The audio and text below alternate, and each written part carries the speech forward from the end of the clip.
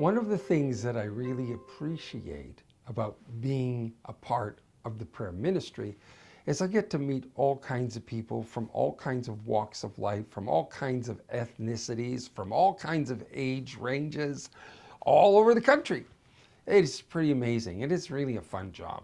I tell you, it has been a great almost 5 years of doing this here in Ottawa, discipling the nation to pray, helping people to pray. My biggest joy is when new people learn to pray, or when people learn what the voice of the Lord sounds like in their prayers, and then they act on it.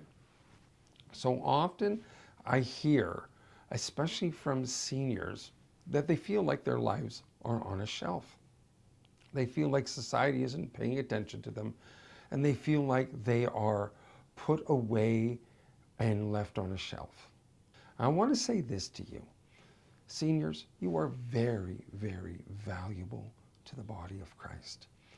And I know sometimes it feels like you are on the shelf, but I want to encourage you that it's not a shelf, but it's a display case. And it is a display case of the goodness of God in your life. It's a display case of the faithfulness of God in your life. And I know many of you are praying for your families and for government and leaders, but know that place that you are so valuable. And in our nation, we need you. We need you to be praying. We need you to be calling out to God and interceding on behalf of this nation. And I want to say to you, thank you. Thank you for those, because I know many of you are up in the middle of the night and you're calling out to God for your families, and you're calling out to God for your nations, for your church, for your pastors. I know you are. And I want to say thank you. And your life, you're not on the shelf.